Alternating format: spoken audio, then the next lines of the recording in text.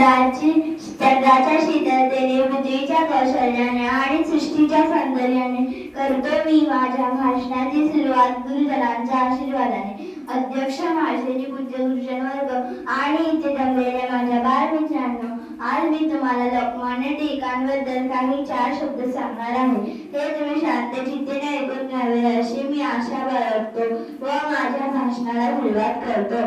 लोकमान्य टिळकांचा जन्म 23 जुलै 1856 रोजी आपल्या रत्नागिरी जिल्ह्यातील चिखली या गावी झाला.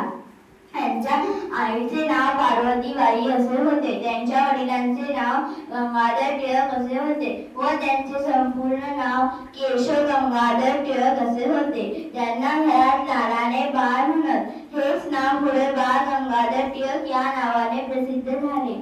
त्यांच्या शाळेतील एक प्रसंग.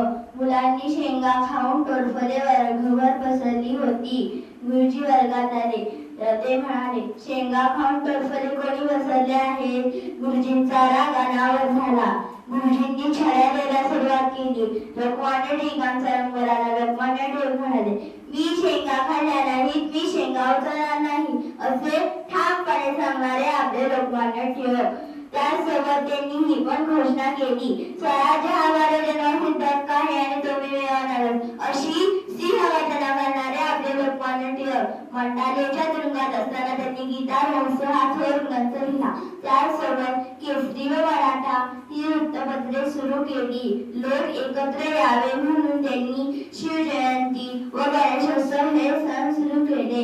क्रांतीची मशाल पेटली, सिंहाची सिंहगर्जना गरजली. क्रांतीची मशाल पेटली, सिंहाची सिंहगर्जना गरजली. स्वातंत्र्याची नवी प्रेरणा टिळकांनी जनतेला दिली. स्वातंत्र्याची नवी प्रेरणा टिळकांनी जनतेला दिली. लोकमान्य टिळकांचा मृत्यू 1 ऑगस्ट 1920 रोजी झाला.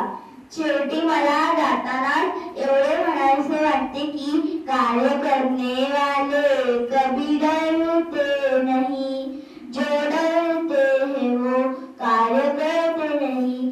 या थोर पुरुषास माझे कोटी कोटी प्रणाम. जय हिंद.